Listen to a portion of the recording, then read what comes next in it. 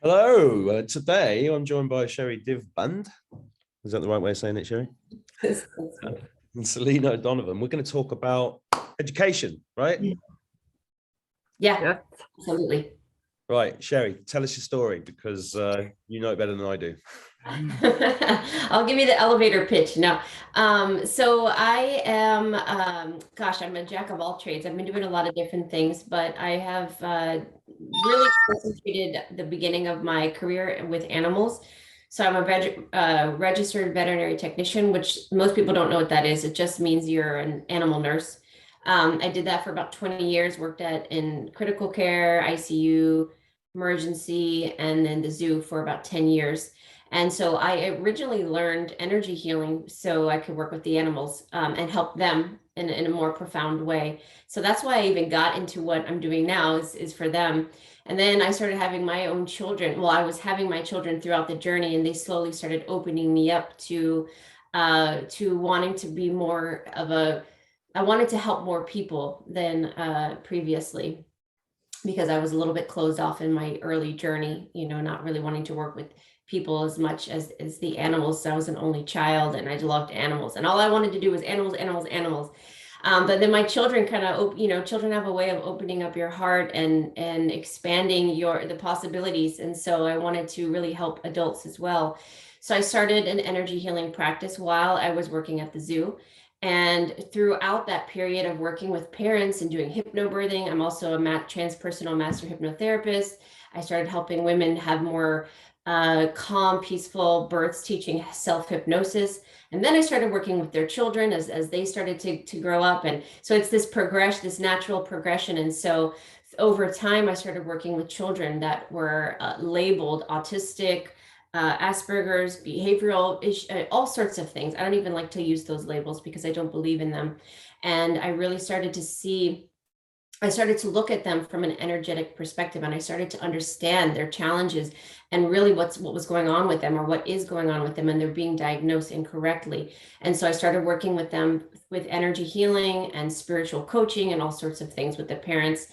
And that kind of navigated over time into teaching classes. I always taught with adults different variations of like intuitive development, Reiki 1, 2, and 3, animal communication, animal Reiki, automatic writing. I mean, I teach a lot of different things. So I started teaching children. And so my vision was to create a spiritual center for children. And I did that. And I've told my story many times, but my daughter, she's 7 now. Her name is Aramis, and she came to me before I got pregnant, before I was even thinking about having another child. I always knew I wanted to have 3, but I thought I was going to have 3 boys. I never said this publicly before. I thought I was going to have 3 boys.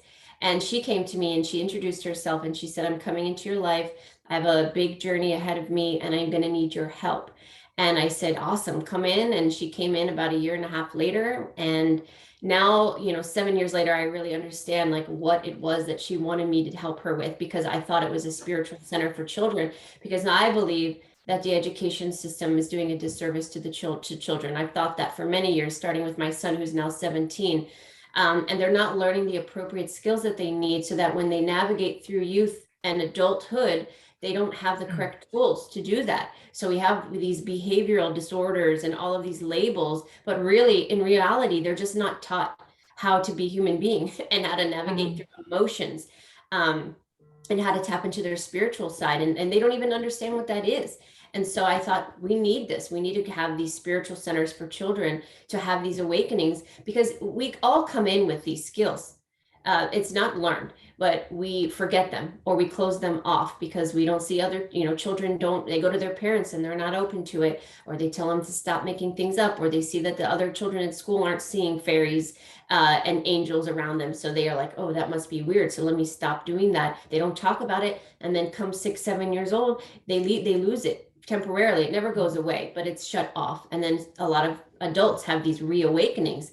And then those are the ones coming to me, asking me, "Can you help me figure this out? What does this mean? What am I seeing?" If we can reach the children from a young age and they never close it off, we would have more well-adjusted, balanced adults right now. And so my focus is helping adults navigate through their spiritual awakening right now and this ascension and what that means physically, emotionally, and mentally, and helping the children grow, navigate that from a young age. And so through this last couple of years, as we all know, with the online schooling, a lot of children have fallen behind.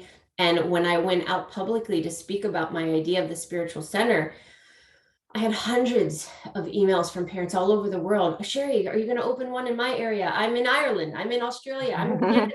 I'm in California. It literally exploded. And I thought to myself, gosh, do I want to take on the education system? That's a lot of, I'm not an educator necessarily. I've never worked in a school before. And I resisted initially. But as time went on, I slowly started to realize the need. And so I started virtual classes for children so that I could reach more children all over the world. And right now our virtual program is reaching children all over the world, are taking our classes, but we really need physical centers. And so now I'm launching the first physical location of Aramis Creative Learning Center, which will be in the United States. And our vision is to expand so that there's one in every state minimum, and all over the world internationally, as an alternative educational experience for children that is self-directed, organic, fluid. Children can contribute to their education. They can decide what it is they want to learn. It's a lot more 90% outdoor learning with animals, horses, horse therapy, meditation, yoga, crystals, learning the things that I call life skills. What I call spiritual beginnings and life skills are the things that children should be focusing on. And then you sprinkle in some math, and you sprinkle in some science, and you sprinkle in the other subjects, but it's real life relatability. So the children truly understand, why am I learning this? Because, I've had to have those heart to hearts with my own children. They say, Mom, why do I have to learn this? And I look at them and I don't lie. And I say, you don't need to do this. This is just something that they make you do. And I have to deal with that with my children and talk them through it, which is why I'm trying to make a change. And they say, Mommy, I'm so excited about the schools you're creating, which we're also trying to change the language. So we're not using the word schools anymore. We've changed it to learning centers, because we know school is all about indoctrination and programming. So we're getting rid of all of that. We don't call our teachers teachers. They're called mentors. And so it's all about establishing a mutual, respectful relationship between mentors, the children, the parents, in a very humble, organic environment where children can thrive. And so we're targeting, the ages of 4 all the way to 22, because I also believe the universities are going to go bye-bye. And I think we're going to navigate more towards trade schools. And so we are planning to partner up with organizations. Who knows what's going to be around after the fall of all of this stuff, but let's just say Starlink or something like that. And then if the children really, as they grow older and they really start to navigate towards their passion, then they don't have to take other subjects. They really focus on what it is that they enjoy learning. And then we try to partner up with organizations, and then they can have internships and apprenticeships, so that is their college. And then they work towards getting a job potentially with that organization or similar companies. So this is, like, in my vision, that started as a spiritual center has turned into like a one-stop shop for our children as an alternative. Now, I'm not trying to take over the education. A lot of people get really upset and sensitive about what I'm saying. And I'm like, listen, this is an option.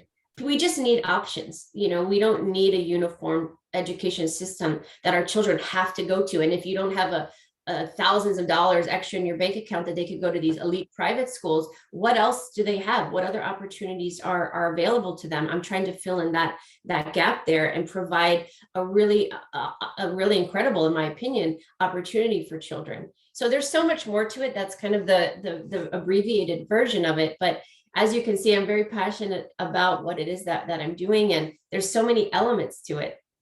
Sherri, wow. That is amazing. It is amazing. Yeah. Celine, I met Celine in Doolin about 6 weeks ago, and you mentioned this to me, and I was like, oh, she sounds amazing. Got to speak to her. Because there's somebody in Ireland trying to work with you. Is that right? There are a few. I have contacts all over the world. Yeah. Okay. And you have some in Ireland, do you? I have, yes, a woman in Connective what's it called? Connected Consciousness. She's in that group. And I've worked with a few people in Ireland. I have partners in Australia. Carly and Julia have come onto my team. I have partners in Canada. I mean, all over the world. Because, you know, this is not Sherri Divband's project. You know, I'm not trying to get famous and rich off of this. This is a collaboration. Like I have said in many interviews, I need help. So if you are a parent, if you are a teacher, if you are just somebody wanting to help, like we can build this thing together, because that's what the Ascension is about. It's about collaboration, building bridges. There's no competition.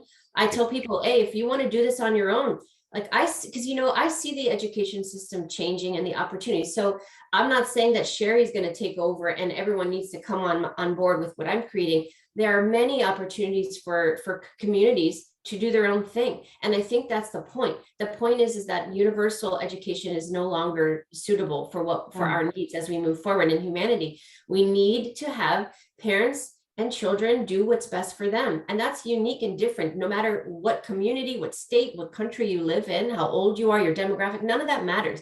It's really about, what does my child need? And if you can find other parents in your community that you can build something on your own, that's great. You know, and then with what I'm creating, and we all, I mean, in 10 years, we could have a completely different experience for our children. And that's really what it's about. So even if I can inspire people watching this to say, you know what, I've had enough. Let me reach out to some of the other parents in my community, and they start pods, they're calling them pods. They're popping up everywhere, you know, and they're meeting in community centers and churches and in people's homes. You know, you have to start somewhere. You know, that's why for the last year, I've done strictly virtual classes so that I could reach a larger demographic, so I could show people my vision. These are the types of classes I would like to teach in person, but let me show you now. You know, and we have 20 teachers, mentors, and we have subjects that are just all over, from music to art to spiritual based classes, mindfulness, navigating emotions. I teach children Reiki. And in all sorts of classes, we call Cosmo classes, philosophy classes, science. And we do have math, but we call it mindful math. You know, so we're making it fun for the children. We want children to enjoy learning, right? So they play and they learn. Well, there's a lot to talk about here, but the first thing I'm going to do is share your website with everybody, which is here. Can you see that? Yes. Yes. So this is aramiscreativelearning.com. And anybody watching this that wants to help, where do they go on here, Sherri? To help donate. For donations, it's on the donations tab. There you go. Okay, cool. This is just music to my ears. And, you know, when I first started this channel, I've just typed in quantum education system to YouTube, and you'll find a video that I did right at the top of YouTube, which is cool. Because I realized, school for me was, I did what I had to do because I wanted to get into military. So I had to get these certificates, right? And then I never liked it, never enjoyed it. It was rubbish, but did it. I was very brainwashed and everything else. And 30 years trying to undo most of the stuff that they did to me. And when I've got 5 children. When I had those, I realized things were really wrong, so wrong. I mean, I used to have massive arguments with the head teachers, the principals of the schools. I still do, but back in England in the 2000s, one of my kids came home and showed me the food pyramid that they'd been given, and it was like white bread was above eggs, and I was like, what's going on here? And then they were getting excluded because we had this very organic food thing going on with the kids when they were young, and they had just an organic box of food for lunch, but because they had boiled eggs in there, they got excluded from the other kids because somebody was slightly allergic to eggs. And I had to go in and have an argument with them because I said, all these other kids are eating chocolate, full of processed eggs. What are you talking about? And even my eldest son last year, because of this, was getting depressed at the school that he was at in Ireland, because between England and Ireland, I set up 2 homeschool systems in Morocco, trying to unschool them. But even then we were getting bogged down with curriculums and things like that, even though we had outdoory, you know, it was a really beautiful place to do it, and it was a totally different system to what they've come to here. And when I came here, it's just been hell. The schools are awful in this country, beyond awful. They're like prisons. They're just shocking. But I said to my eldest son last year, I said, I'd pick him up, and I said, what did you do today? And he said, well, you know, we did economics, and they told us about inflation. And I said, and I was like, all of that's bullshit. You're just learning a load of bullshit to get a certificate to do what? Do you want a job? And he said, not really. And I said, well, why are you doing it? What do you want to do? He said, I want to travel, sail the world. It's where you need to go and learn to be a sailor then, and follow that passion. And he's never been happier. And he left school, and everyone's like, what are you doing leaving school? You won't get your leaving cert. And I was like, listen, son, I've employed 300 people in my time, and I've never once asked to see anybody's certificate of education, because it's nothing, who cares, you know? And it started with me really waking up when Ken Robinson's talk, Do Schools Kill Creativity? That's, anybody watching this that just wants a little bit of a wake-up call, that's a great stepping stone towards what Sherri's doing. But what you're doing is mind-blowing, Sherri, and it's God's work. And I understand, I fully get when you said that Aramis came to you before she was born and gave you this mission. It's just wonderful. It's just so amazing. I don't know. I say I'm lost for words. I've just waffled for 10 minutes. And thank you for Celine for well, just even just to mention, Sherri, how I think I came. Yeah, it was about last year I came across you. I think you were on. Well, you've been on so many different shows. John Claude's, Michael Jaco, and I can just remember I mentioned that to you. I worked in the university here in Ireland for 10 years, and I was just so burnt out and frustrated. I traveled to all the schools, and really I was a sales rep for the university, just trying to get students in. It wasn't about what they needed. And as the time went on, I loved working with young people, and I got a message, I think, quite young. Like when I listened to you first, I literally nearly cried. I was like, this is exactly what I would have wanted as a child, because I can remember being that open. You actually reminded me, I've been very open. I felt an awful lot when I was young. I used to channel a lot of stuff, and then I shut it down. And I heard you talk about that in an interview. I was really interested in it, about how, you know, when we're not seen, I suppose, by adults, like you said, we disassociate. And I sort of think I've heard you talk. I'd love to hear you just talk a little bit more about that, how we, and I see that around me in so many people and in so many children. Like I've two very sensitive nephews, and one of them now is 14, and I'm very close to him, but it's very frustrating because he's very creative, he's very intelligent, like you describe, and he wanted a diagnosis because he just felt he couldn't fit in. And I did my best to try and support him, but he got a diagnosis, a label of high functioning Asperger's, and it's just so hard to see. But what I struggle as well with is the language. When you have parents who are not awake, like I know you talk about maybe parents coming to you where they recognize this with their children, but I came across an awful lot of children, and still do, and adults, and they're not getting the support, and you're trying to sort of say, I see you. So I suppose that's where, when I listened to you, I said, this is, I've always felt a calling to work with young people and children. I don't have children of my own, but I feel I was sent to serve children on earth. I just feel it very strongly. That's my job in whatever way. So when I listened to you, I went, this is it, because I'd given up on supporting children. Not given up, but I couldn't find my place to do it. So yeah, it's just amazing. But I'd love, if you wouldn't mind, just to talk a little bit. I heard you before. I think it's really important for people to hear about the whole disassociation and what happens to us when we're young often. Yeah, disassociation is a huge thing, and it's happening with adults right now. I mean, it's happening across the board. It's like I feel torn because I want to help the adults so much because they're really struggling, and the parents, but then also the children. And it's like, which, you know, I'm trying to going back and forth because they're both equally important. But the disassociation is about, you know, we have a lot of evolved beings. They're not children. These beings are coming into the planet.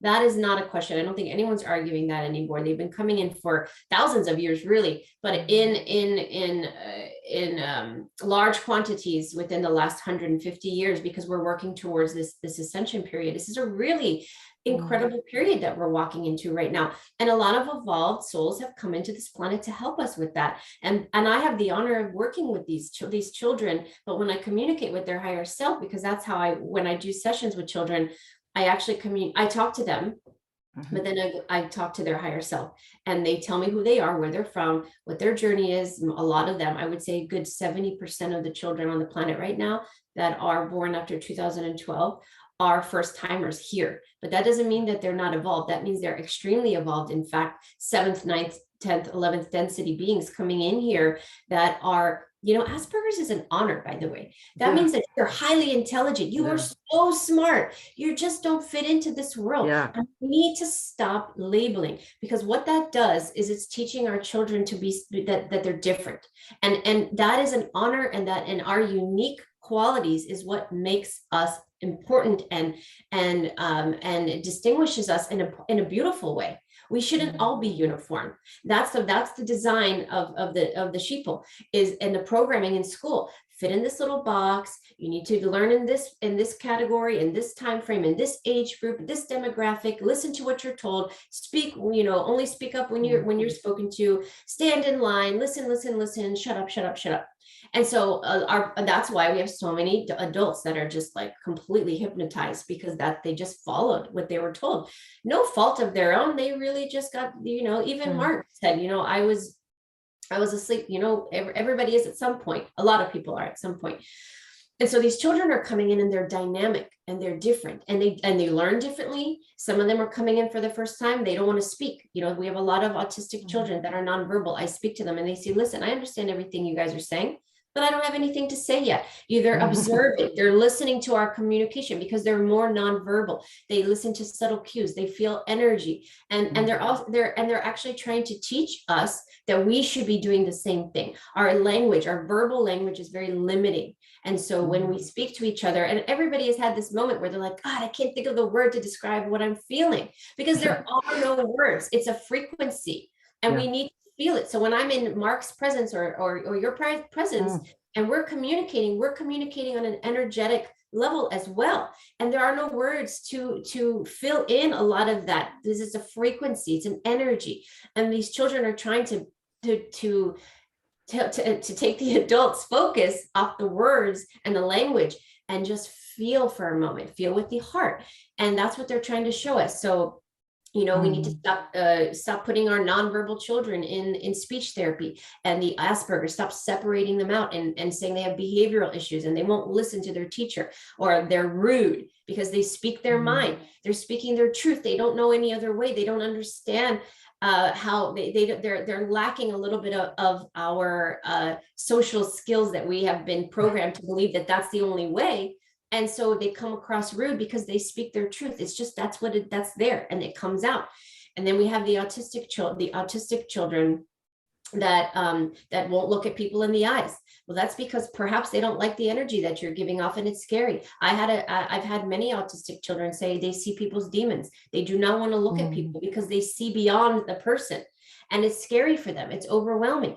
And so once I started learning all of this, I was like, oh my God, everybody needs to know this. They're misunderstood, and they're being misdiagnosed. And then unfortunately, they're being separated from their peers. So there's that separation. Now something is wrong with me. I'm not normal. And then the parents are feeling defeated. They don't know what to do. And then they're medicated. And then what happens when you medicate them is their vibration goes from up here all the way down here. They lose their sense of self. Then they really do dissociate, and they become numb, and they become a shell of themselves, and they don't want to eat, and they're robots walking around. And yes, they're controllable by the teachers, but at what cost? You've just deactivated their essence, their life force energy. It's an absolute shame. And so a lot of children, and especially with parents, and again, I feel for these parents because they don't know any better. They don't know how to handle them. And so these children basically they just shut off. So they don't necessarily need the medication to shut them off. Some of them just do. And when we have our soul up here that sends the life force energy to the physical body, if the soul and the physical body aren't balanced and in a state where it feels safe, the soul can disassociate. It can disconnect temporarily. Especially, this happens a lot with trauma. So the first time a lot of children experience this is if they go through some sort of traumatic experience. Perhaps they're being abused by their parent, or even just a situation that's very scary for them. They will disconnect because they don't like, the soul's like, oh, I don't like the way this feels. I'm going to come out of here. And then their body is experiencing it, but they're not truly there. They're not consciously there. And they learn that when they can do that. And then they start doing it more and more in other situations where maybe they're in the classroom and they're uncomfortable, or maybe they're getting bullied at school, or whatever the situation, they learn to disconnect. And then the problem is, if they do that too many times, then their parents start to lose them. And they say, I've lost my child. I don't know where she or he is. They're not acting the same. They're depressed. And because they're not there, their life force energy is so minimal that they appear to be depressed and lonely and sad. And they just need to be pulled back in. But then they don't do that because they don't feel safe. They don't feel accepted. They don't feel wanted. They don't feel confident. And so all of this can be corrected if we just have children in atmospheres where they are not separated and made to feel like they need to be in a box. We need to take the box away and allow children to interact and let them just be who they are. And that's why we need mentors that are in their own evolutionary consciousness, their own spiritual journey, where they can allow them to do that, where they can be patient and let the children take charge. Maybe let them teach a little bit. And sit back and let them take the lead. Let them, if there's a child in the back of the room that can't sit still, well, we put a swing back there. Let them swing while the teacher's talking. They shouldn't be sitting still for 8 hours. I'm sorry.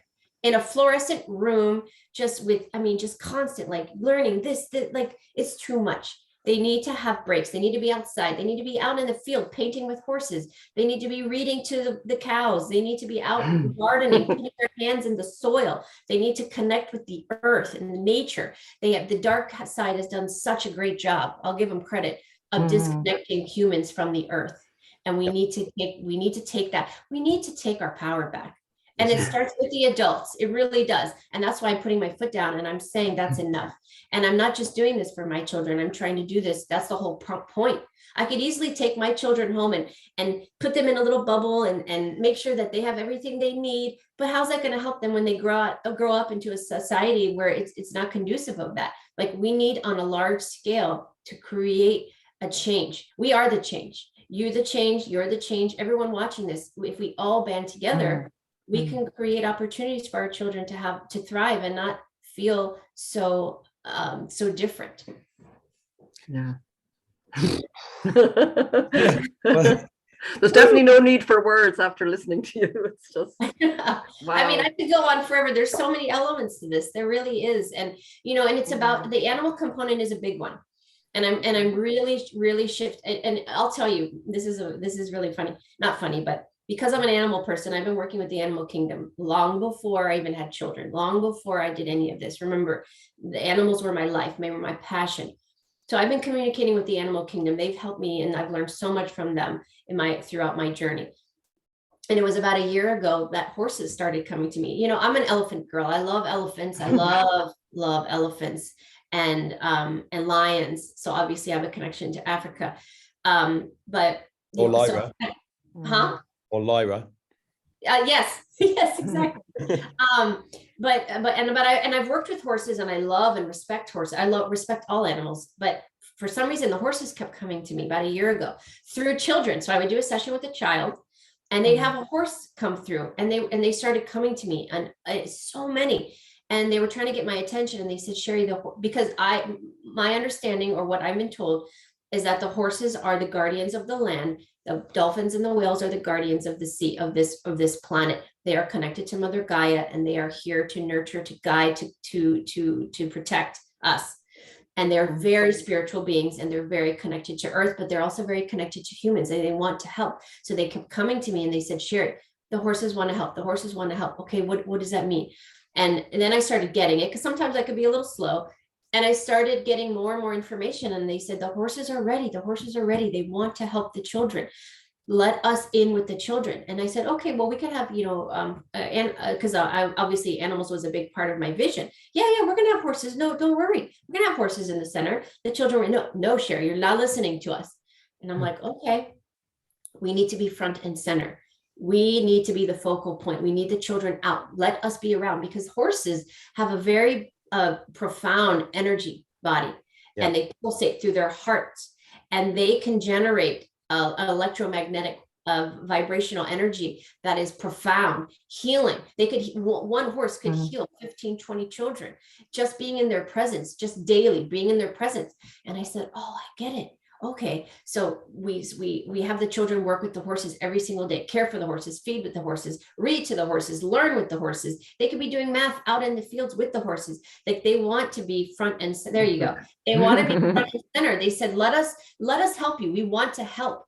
And I said, all right, let's do this. So then I shifted my whole focus about 3 months ago to, okay, we need to get the children, because what they're saying is it's much more profound than just learning. We need to reestablish the animal and human bond. That has been another thing that they have taken away from us. They disconnected us from the earth, and they have disconnected us from the animal human bond, which is quite important. They're not just here for our food. That's not why they're here. And a lot of animals came to me years ago and said, the reason we've left the planet, those species that have gone extinct, is their oversoul chose to leave. They said, I'm out of here. I'm tired of this. I don't want to be in this density anymore. And they've left, but they told me, and whispered in my ear, don't worry, we're going to come back. And I was like, I can't tell people that. They're going to think Sherri's insane. This crazy woman. What's she talking about? But I believe it now. I'm like, gosh, they are going to come back, because they know things are changing. They just stepped out for a while, but the animals are coming back, and they want us to teach the children, because the children get it right away. How significant they are in our ecosystem, and they have just as much right to be here as we do, and they're quite evolved, in a lot of cases more evolved than we are, and they are our biggest teachers. And the horses have volunteered to be the ones to guide us, and I think that that's incredible. So the animal component of what I'm creating is equally important to the process of learning. So we have the Aramis stages of learning, we have the Aramis initiative, and we have the Aramis philosophy. So I encourage people to go on the website and read about all of those, because they're very unique to the information that when I've come up with this idea through Aramis, but also the collection of children that I worked with all over the years, over the past 3 years, specifically with the children, that this idea has come to fruition. So I'm not taking credit. This is not Sherri's beautiful idea. This is an idea that came to me that I believe the collective consciousness has brought to me. And Aramis, my daughter, was just the catalyst. But this is much bigger than what I am speaking of. It's who knows where it's going to go. Yeah, there are the different phases. We have the Aramis philosophy, the Aramis initiative, the Aramis stages of learning. There's a lot to it. And haven't you the Aramis Collective? Are there 3 after your 3 children? Are those the new nonprofit? Yeah, I do have, and I also have a cartoon. So I started animated cartoon videos about a year ago. I had this idea that I said, if we can't get the children to learn these, if they're not teaching these children what I believe they should be learning in school, well, I'm just going to teach them through cartoons instead of me just going on and talking. They don't want to look at me. So I created a cartoon called Divinely Guided Children. And the characters are Aramis, Skylar, and Jordan, which are named after my 3 children, and then Vivian, which is my grandmother. And it's centered around Aramis, who's reading a book, and every cartoon or every video has a theme, and they learn about different things: spirit guides, angels, energy, mindful breathing. There's 11 of them. The 12th one is in production now. Then we have the books that correlate to the video. So the idea is that they get to hear about topics that they should be learning in school. And then hopefully they go home and they talk to their parents about it. And now there's books to go with it. So now they can hold it and read it and get to know Aramis, Skylar, and Jordan. We also have, if you go to the top, there's the Aramis Collective. We also right there. I'm sorry, you're exactly where you need to be. I'm sorry, right there. We started a nonprofit called the Aramis Collective, because again, this is a collective. This is something huge that we're creating. And we have 3 components to the Aramis Collective, which is the nonprofit. One is the Aramis Creative Learning Center, which is what we've been talking about. Sky Universal is named after my son, Skylar. And we're about to launch. This is huge. And I know people are iffy about the virtual reality, but I'm telling you, when done in a safe way, virtual reality could be a very expansive experience for children to go to be able to do things they wouldn't normally be able to do. Go to have a virtual immersive experience and go to the moon, go to the cosmos, go to the Serengeti field trips. My son's going to love you because he just asked for a virtual headset for his birthday, and I said no, I don't agree with that. Now I've got to go and get one. Well, you know what, Mark? Let's have an honest conversation about this, because I have resisted. I don't like any of that. And my husband is really big in it. My son Skylar really loves it. And I said, I don't want that. I want children to be outside, and I don't like the technology. But I've had some talks with my husband, and they've convinced me that this can be a small aspect of it. It doesn't need to take over. And this truly can be an opportunity for children to have an experience that they wouldn't normally be able to have. So I'm on board with that, but trust me, I'm very watching it very closely to make sure it stays within the parameters of my vision. So that's I totally agree, because all I ever wanted to do was fly, and when I couldn't fly, I went to a flight simulator, and exactly. you know, and that was nearly as good. Yeah, and these children can ride rovers on Mars, and they can get in spaceships, and they can have animals in their world, and they can feed them and care for them and learn animal science and visit the dinosaurs. So there's a lot of good involved in that. So that'll be launched later this year. And then Jordan, named after my son Jordan Media and Publications is the cartoons. I'm working on getting a documentary done. So if anyone watching this does documentaries, I am looking for someone to help me put a documentary together. Well, I have a team of documentary. Okay, yeah, that's our next project. I want to do a documentary because this needs to be out. People need to see, not just hear Sherri speak, but like we need to put together a documentary on what we call New Earth children, whatever we want to call them. Have you spoken to Nick Alvear? I did. I haven't heard back. Okay, I'll message him. Yeah. Yeah, so those are the three components of the collective, which is the nonprofit portion of it. We are doing a fundraiser tonight on Jean-Claude's show with Janine, Tarot by Janine, and Julie, who's an amazing astrologer, and we're doing a fundraiser to raise money tonight. So I encourage anybody to join that. It'll be a lot of fun. We're giving away a lot of prizes, so to encourage people to donate. What time is that? Sherri, what time is that? 8 p.m. Eastern Standard Time. I'm going to make sure I get this video up in time. Yeah. Yeah. Oh, yes. I didn't think about that. Thank you. Yeah. Fantastic. Amazing. This is one of the best shows I've ever done. I'm one of the easiest because I could just sit and listen to it. Well, thank you. Well, what other questions? I mean, we could talk about, we could take this in so many different directions, honestly. Well, I think it's, you know, well, after you. No. Go on, you go ahead, Mark. No, you're the co-host today. No. No, I'm really thinking back because when I listed so many things, I had to write down a few things because you were talking. I just feel, you know, even when you were saying there, even right now, like, what would you suggest, say, for people or children who are, as you said, disassociated, disconnected? What are the things that everyday people like watching, like me, can do in a way to start supporting children who are feeling, who we can see are very disconnected? Like, I find that now I know children around me and I'm doing my best to sort of see them and knowing, you know, where I was, but sometimes it's hard to find the language because they're, as you said, they're like, I was disconnected for years, and it was only when I had breast cancer in 2016, that was my big sort of start of an awakening where I flopped back into my body and came back and started that journey. So it's, yeah, what sort of things even would you suggest we can be doing on a daily basis? Good question. You know, step one is letting your children know that you understand them and they are okay the way they are. They don't need to change. That's step one, because a lot of them are feeling insufficient, insecure, and something is wrong with them. And we need to stop right now and let them know you're beautiful the way you are, inside and out, not just by looks, but just your personality. You are the way you are for a reason. And thank you for coming in. Thank you for contributing to this world. Thank you for choosing me as your mom, or thank you for choosing me as your dad, or whatever, grandparent, whatever you are to them. And that's number one, building them up and letting them know they are okay the way they are. And then it's all about the disassociation part of it. Aspect is they need to feel that they are connecting somehow. So this is different for every child that I've worked with, but some of them, they need to find something that pulls them back in. So I've worked with a lot of autistic children that really loved when their parents take them out on trails and walks in nature. It's the only time that their parents say that they feel themselves.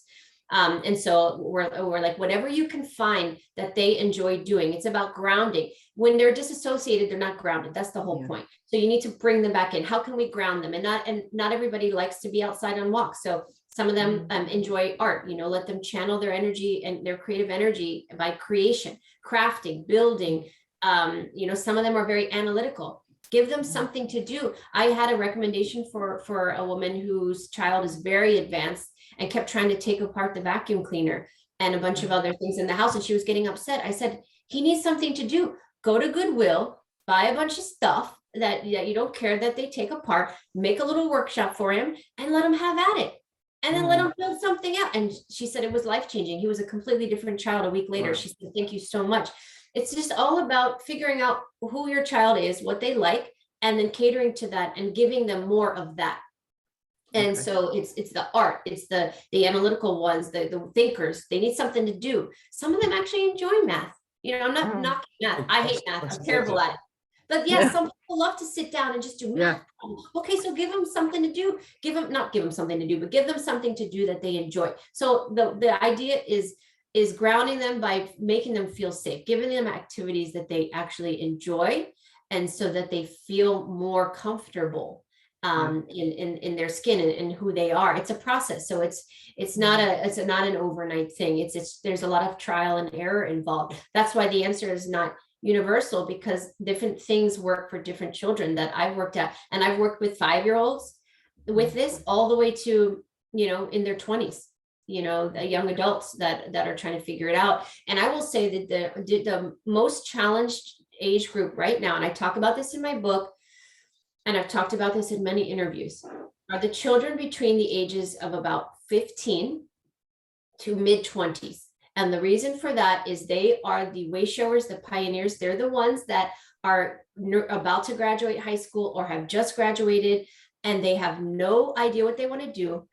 There is no college subject that they're interested in. They don't even want to go to college. And their parents are deeming them lazy. Oh, they just sit in the basement, play video games. They have no direction, no drive, no motivation. And I want to tell you something. These children are not lazy. They're not unmotivated. They're not any of that. What's the issue is that they've come here and volunteered to come in this. We're in this in-between phase, right? So we have the old paradigms breaking down slowly, and now fast, more quickly. And then we have the new paradigms that need to be built up. And these children are right in the middle. So they come in between two worlds, and they're the way showers, the pioneers. So a lot of the things that they're meant to do don't exist yet. I can't tell you how many sessions I've had, and I'm like, gosh, I don't even know what this is, but I see you doing something like this. And they're like, oh, I didn't know that was an option. And I'm like, because it isn't yet, but it will be. So these children are going to get to a point where they're the entrepreneurs. They're the ones that are going to create something new, because as the workforce shifts and we're not in the rat race anymore, and everything is on money, and how much things we have, and who has the biggest house, and who has the nicest clothes. Like, who cares about any of that? Once all of that goes away and people can really just sit and say, what am I passionate about? What is it, like Mark's son? What is it that I want to do? Right? It was your son, you said, was. Yeah, but as you're talking, I was like, I'm taking my daughter for a flying lesson this weekend because she wants to learn to fly. She's only 14. And I'm like, why not? And why not? That's what you want to do. Let's do it. And it's, when I saw the masks being implemented to the younger kids in this country, I could not believe how many parents just let it happen. I just couldn't believe it, and I'm the crazy one, because I wrote to the teachers and said, what are you doing? And, sometimes one of my boys comes back and says the teacher calls the kids names, shouts at them and calls them idiots and things like that. I'm like, these guys are just, it's pure, it's not just bad. It's pure abuse. It's abuse. It is. It's total abuse. It's abuse. And when I put out advertisements for my teachers, mentors that I'm hiring, I don't care about your degrees or your certifications. I want the moms and the grandmoms and the new teachers that are like, this is what I want to do it because I want to help children. Or the teachers that are fed up with the system and say, this is not what I signed up for. All of those are the people that I'm looking for. When I do interviews, I am, they don't know this, but I am connecting energetically, and I can tell if they're sincere, if they're genuine, all from energy. That's how I can tell what their focus is going to be, and if they're going to be able to carry forward the vision that I have, or that we have as a collective. These pieces of paper, they don't mean anything. The degree that I have on my wall in my office that's displayed, like, who cares? Like, it doesn't mean anything. I've never used it once. Like, it's all about what's in here and our passion, and how we want to contribute. And do you love children? Are you okay if you let the child take over your class? Are you okay if you have a child in the back swinging? Are you okay if people are moving around, if they're moving around? Are you okay teaching outside? Are you okay? All of these things matter to me. That's what I care about, not the piece of paper that they have a certification. That's what we should be focusing on. And to be honest, I think all jobs should be that way, regardless of what you're doing. Absolutely. Yeah. Whatever it is. Now, I understand some things might need some sort of a certification. I'm not naive. Okay, so your daughter might want to get her pilot's license. Yeah. I'm sure they need to have some sort of a certification for safety. I understand that, but in the large scheme of things, with the world, where the world is going, a lot of things don't need that. And it's all about preparation and what you've done up until that point. Maybe my life experience is more valuable than someone's education, because I've actually lived it. I've had trial and error. I've learned lessons, versus someone coming out of school that, okay, they have a lot of knowledge in here, but they've never done anything. Well, I'd like to be an entrepreneurial mentor for your thing. Absolutely. That's or poetry or literature. I think it's just wonderful to hear this, and you're actually doing it. And this is what I'm loving about coming through where we've just been, because I'm seeing these green shoots all over the world, and it's all people powered, and it's all spiritual, and it's all divine. And it's just, the purpose really for this video, as far as I'm concerned, is just to let all of my audience know about you and what you're doing, and make sure everybody goes to your website. I just signed up to the email list, and I'm going to donate now. And I'm gonna wind this up now so that I can get it up in time for your fundraiser on John Claude's and Janine's show, because that'll be big, right? That's fantastic. I can't thank you enough, Celine, for introducing me to Sherri. Sherri, what you're doing is just amazing. Yeah. Thank you. Thank you so much. And whatever help you need or support, or it's just my passion. When I heard what you're doing, said in any way that I can be involved, I'd absolutely love it. If you were looking for sites, I was just saying to Mark, over Christmas I was away in the countryside, and I was doing a bit of writing, and I was walking down the road, and I kept being told just to stop at this field, and I kept just turning, looking at the field, going, I can see exactly what will be there. And it was like one of your centers. I could just see it. And I think it was, I just started listening to you, but it was like, and then everything happened so fast, when, like, as you said, I heard you talking again recently about, what do you want to create? We're also focused on what I don't want and getting out. And I sort of get the sense that the more we focus on what we want to create, that's what it comes up as we take our energy away from what we don't want and what's collapsing. It'll just happen, isn't it? It's not that we have to be fighting that. And I've noticed everything now is happening very quickly, even reaching out to you and how quickly you came back. I was like, oh my God, that's fast.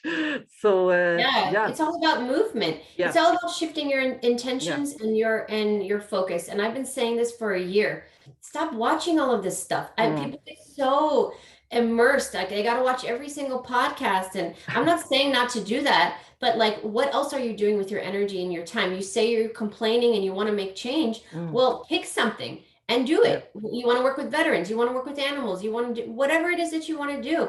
We have to envision and manifest right now. This is a time for creation. This is what the Aquarian age is about. This is what 2022 is about. It's about shifting our focus. If everybody focused on, okay, what is the world that I'd like to create? How do I envision it?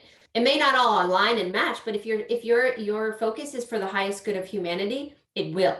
It absolutely will, and it will manifest in such a way. And unfortunately, we're in this money system still. And if I could slap my hands, if I could snap my fingers I would have Aramis centers all over the world, but unfortunately, it's all about money right now. Money, money, Yeah. which is why I'm doing a fundraiser. I would love to be in Ireland right now. I would love to have 50 locations open. The only thing stopping us, and unfortunately, and this is just the world, how it's been working, is the money aspect. If I had millions of dollars, I would have done this by now, but you know, I don't make that much money, and you know, I have 3 children. Mark has 5 children. There's only so much you can do. But if imagine, this is important. This is for our children. If society really cared, everybody would be like, Sherri has such a great idea. Let's do this. And then it's suddenly it's funded, and now they're popping up everywhere at the exact same time. That's the world that I envision, and that's the world I feel like we should be in. It should be about the children, not about the money, because I want this to be a free education. This is not an elusive, you know, only the elite wealthy people get. But unfortunately, it's very limited right now because everything is about money, money, money. So everyone's like, oh, have you looked at it to investors? Well, you know what? All investors care about is how much money are you going to make, and when am I going to get my money back? And I'm like, oh my God, I don't care. I'm sorry, I don't care about that. I just want the center up. Like, can't you just donate? Like, don't you have money that you just want to? You know what I mean? Like, and you can see where people look at me and they're like, Sherri, you're so naive, and I'm like, am I naive, or am I a pioneer? Am I thinking the way we should be thinking? Yes, you are. You are. 100%. So, 100% amazing. Everybody watching, go to the websites and donate. AramisCreativeLearning.com and the AramisCollective.com. Thank you, Celine, and thank you very much, Sherri. Absolute pleasure to meet you. Hope to meet you properly one day and come to this center. And best of luck. Thank you. Thank you so much, everybody, for watching. Thanks, Sherri. Take care. Bye. Bye.